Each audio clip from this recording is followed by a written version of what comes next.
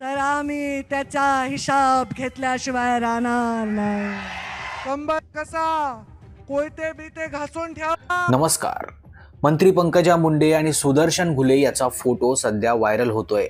हा तोच सुदर्शन घुले जो बीडच्या मस्साजोगचे सरपंच संतोष देशमुख हत्या प्रकरणातील प्रमुख आरोपी आहे.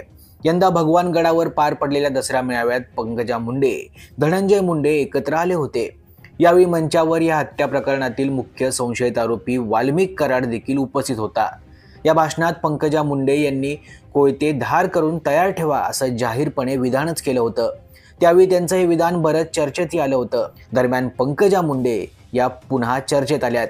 SITनं संतोष देशमुख हत्या प्रकरणातील महत्त्वाचे पुरावे न्यायालयात सादर केलेत. त्यात 41 इंचा एक गॅसचा पाईप आहे. त्या पाईपाच्या एका बाजूला काळ्या रंगाच्या करदोड्यानं मूठ बांधली आहे. लोखंडी तारेचे 5 क्लास बसवलेली एक मूठ आहे. संतोष देशमुख यांना मारताना जो लाकडी दांडका वापरलाय तो न्यायालयात सादर केलाय. मारहाणीत वापरलेले तलवारीसारखे शस्त्र आहे.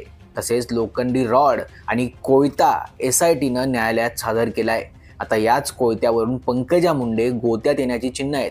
सोबत पंकजा मुंडे आणि प्रमुख आरोपी सुदर्शन घुले याचा फोटो पोस्ट करण्यात आलाय.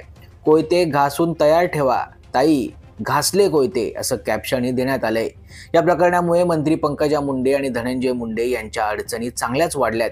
धनंजय मुंडे यांच्या मंत्रिपदाच्या राजीनाम्याची देखील मागणी होतीये. याबाबत तुम्हाला काय वाटतं? तुमची प्रतिक्रिया अवश्य कमेंट करा.